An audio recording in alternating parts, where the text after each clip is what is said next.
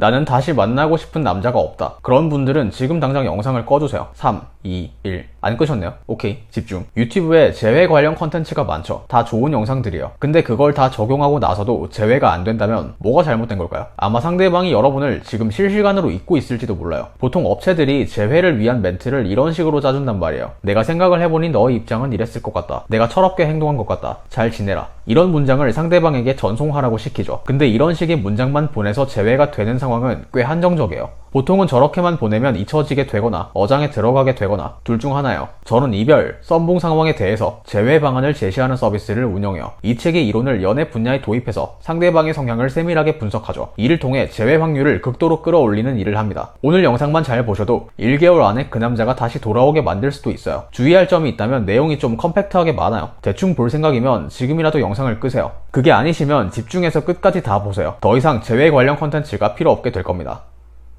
첫 번째, 충격을 주는 문장. 보통 재회가 안 되는 이유는 상대방이 머리에 충격을 주지 못해서 그래요. 이것만 잘 하셔도 재회 확률이 꽤 올라가게 됩니다. 아주 어린 시절을 떠올려 보세요. 한 5살 미만 정도? 떠오르는 사건을 하나씩 음미해 보세요. 저는 그 시절에 대한 기억이 별로 없어요. 근데 몇 가지 장면이 떠오르긴 하거든요. 그 장면들의 공통점이 뭐냐면 되게 특이한 사건들이 있는 장면이에요. 뭔가 머리에 충격이 있었다고요. 그리고 제 기억은 미화가 되어 있어요. 어린 시절이 좋게 느껴지고 그립다고요. 인간은 무언가 충격을 받게 되면 그 사건이 쉽게 잊히지 않게 돼요. 그리고 인간은 지나간 사건을 미화하는 심리가 있어요. 추억은 미화된다는 말이 실제로 근거가 있는 말이라고요. 이 두 가지 심리를 재회에 이용해야 돼요. 그 남자에게 뭔가 충격을 줘서 여러분을 절대 잊지 못하게 만들어야 돼요. 그리고 시간을 보내서 여러분에 대한 기억이 미화될 때까지 기다려야 돼요. 그래서 그냥 상대방에게 나는 너를 이해한다. 내가 철없이 굴었던 것 같다. 이 정도 문장만 보내서는 재회가 안 되는 경우가 더 많아요. 아무 충격도 주지 못하는 문장이어서 그냥 시간이 지나면 여러분은 잊혀지게 된다고요. 물론 저런 문장만 사용하는 것도 사연에 따라 가능하긴 합니다. 근데 일반적인 케이스는 아니에요. 그럼 상대방에게 충격을 주는 문장을 어떻게 만들까요? 여기서 제 서비스에 트레이드 마크가 등장하죠. 지도손 분석이 등장합니다. 지도손 분석을 통해서 상대방이 어떤 성향인지를 파악할 수 있습니다. 그리고 어떤 포인트에서 상대방이 충격을 받게 될지를 정확하게 알 수 있어요. 간단한 예시를 들어볼게요. 상대방 성향을 분석했더니 맵에서 이 정도 위치의 성향이었다고 해볼게요. 안에 있는 단어들이 있죠.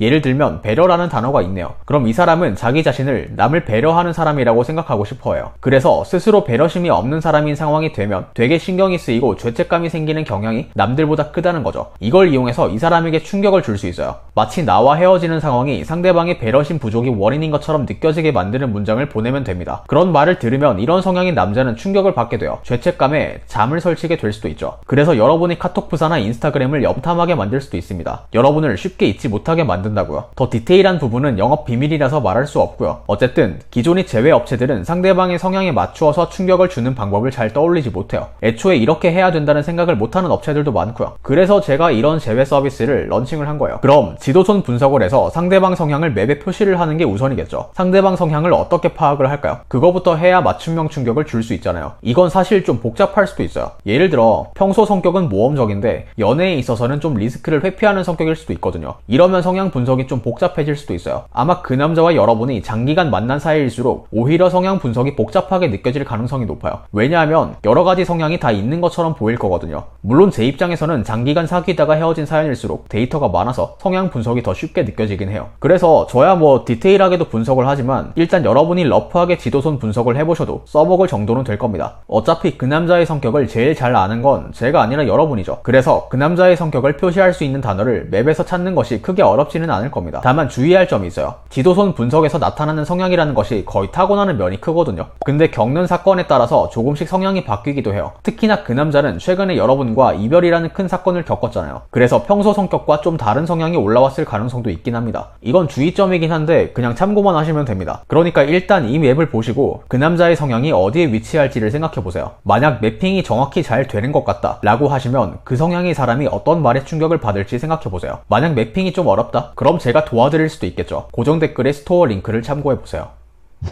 두 번째, 다시 연락하기. 충격을 주고 나서 기억이 미화될 때까지 기다린 다음에는 그 사람이랑 결국 다시 연락을 해야 돼요. 그래야 재회가 될 거 아닙니까? 일단 기억이 미화될 때까지 얼마나 기다려야 하는지 궁금하실 거예요. 사연마다 다르긴 하지만 짧으면 1개월, 보통은 2개월, 길면 3개월 이상? 이 정도 기간이 보통 필요합니다. 그 기간을 기다리고 나면 상대방에게 다시 연락이 오는 경우도 많아요. 물론 충격을 제대로 줬다면 말이죠. 연락이 다시 온다면 그냥 적당하게 받아주시면 됩니다. 연락이 먼저 왔다는 것 자체가 제외 의사가 어느 정도 있다는 말이기 때문에 이상한 대응만 안 하시면 어지간하면 제외가 될 거예요. 이상한 대응이라는 게 뭐냐면요, 너무 반갑게 맞이하거나 화를 내거나 요 두 가지만 안 하시면 돼요. 너무 반갑게 맞이하면 나는 너의 연락을 기다렸어 이런 느낌이 나서 여러분이 가치가 떨어져 보이는 부작용이 있어요. 그리고 상대방이 다시 연락이 왔을 때 막 화를 내고 싸우는 사람들도 있거든요. 이건 당연히 하면 안 되겠죠. 상대방이 먼저 연락이 온 경우에는 그냥 차분히 연락하시면 어지간하면 제외가 될 거예요. 만약 제외가 안 됐다? 또 기다리면 또 연락이 올 확률이 굉장히 높아요. 그냥 기다리시면 돼요. 근데 충격을 주고 나서 기다려도 상대방이 먼저 다시 연락이 안 오는 경우도 있겠죠. 그럼 여러분이 먼저 연락을 해야 돼요. 이런 경우에는 연락을 다시 할 핑계가 있으면 좋습니다. 뭐 짐을 돌려달라고 한다거나 물어볼 게 있다거나 이런 거죠. 물론 앞에서 상대방에게 충격을 주는 단계가 이미 선행되었다고 가정하는 거예요. 만약에 연락할 핑계가 없으면 핑계를 만들어도 돼요.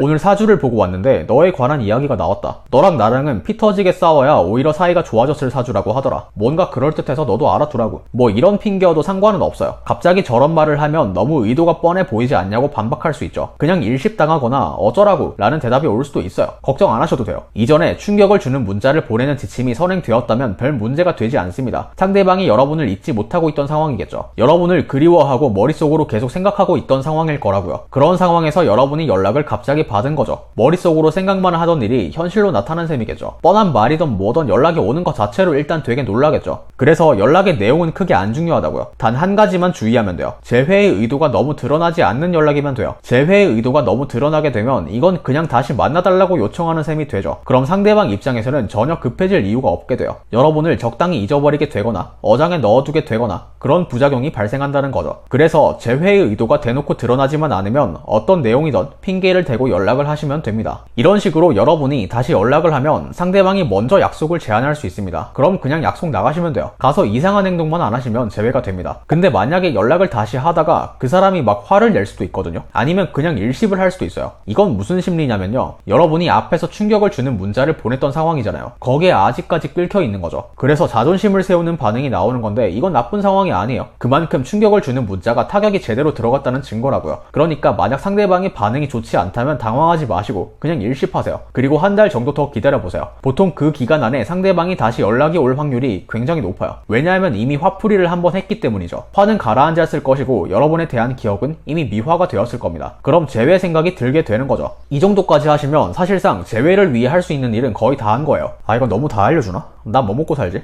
사실 다 알려준 건 아니고 큰 방향만 알려드렸어요. 근데 이 정도 지식들만 가지고도 저는 재회가 가능하다고 생각해요. 뭐 이렇게까지 해서 재회를 해야 되나? 라는 생각이 들 수 있어요. 사실 여건이 된다면 더 좋은 새로운 사람을 만나는 게 최선이죠. 근데 누구나 그런 여건이 되는 게 아니죠. 그 정도로 좋은 사람을 찾기가 힘들 수도 있잖아요. 그래서 그냥 다른 사람 만나, 더 좋은 사람 많아 라고 말하는 건 좀 무책임하다고 생각해요. 지가 소개시켜 줄 거야? 그럼 인정. 저는 소개는 못 시켜드리고요, 재회는 시켜드릴 수 있어요. 그래서 진짜 재회를 원하시면 좀 귀찮겠지만 상대방 성향 분석, 충격적인 문장 전송, 1개월 이상의 공백기, 다시 연락, 요 단계를 거치시면 돼요. 단계마다 올바른 행동을 하셔야 하는데 알아서 할 자신 있으시면 알아서 하시면 됩니다. 근데 재회라는 게 보통은 기회가 딱 한 번뿐이에요. 한 번 행동을 잘못하면 그대로 기회가 날아가는 경우가 많죠. 그래서 저에게 도움을 받고 싶다고 하시면 고정 댓글에 스토어 링크로 들어가 보시면 됩니다.